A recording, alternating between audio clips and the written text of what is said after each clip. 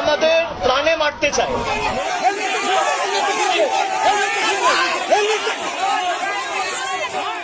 অভিষেক বন্দ্যোপাধ্যায় সোনারপুরে ঢুকতেই শুরু হলো বিক্ষোভ, ছোড়া হলো ডিমো, চোর চোর স্লোগান, বাঁচতে মাথায় হেলমেটও পরতে হলো অভিষেক বন্দ্যোপাধ্যায়কে। পরে রাস্তায় তাকে মারধরের অভিযোগ উঠল, ছিঁড়ে দেওয়া হলো জামা। শনিবার বিকেলে সোনারপুরে আক্রান্ত দলীয় কর্মীর বাড়িতে যান অভিষেক, কিন্তু দলীয় কর্মীর বাড়ির এলাকায় প্রবল বিক্ষোভের মুখে তার গাড়ি আটকে যায়। এরপরে গাড়ি থেকে নেমে বাইকে চড়ে দলীয় কর্মীর বাড়ি যাওয়ার চেষ্টা করেন অভিষেক।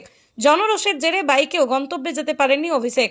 শেষমেশ তিনি হেঁটে যাওয়ারই সিদ্ধান্ত নেন, আর সেই সময় রাস্তায় তাকে মারধর করা হয় বলে অভিযোগ। হাতাহাতি, প্রবল ধস্তাধস্তিতে তাঁর জামাও ছিঁড়ে গিয়েছে। সেই অবস্থাতেই তিনি কোনো রকমে নিহত দলীয় কর্মীর বাড়িতে পৌঁছন, দেখা করেন তার মা বাবার সঙ্গে।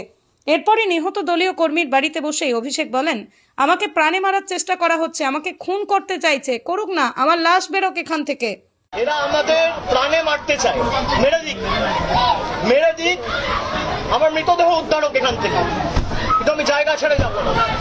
আমি সঞ্জুর বৃদ্ধ বাবা মাকে এই অবস্থায় ছেড়ে যাব না যতক্ষণ না ফোর্স এসে রিকভার করবে। আমাদের এখানে যারা প্রতিনিধিরা রয়েছে, আমি বলবো থানায় আবার ফোন করো, মেসেজ করো, ফোর্সের জন্য রিকোয়েস্ট করো।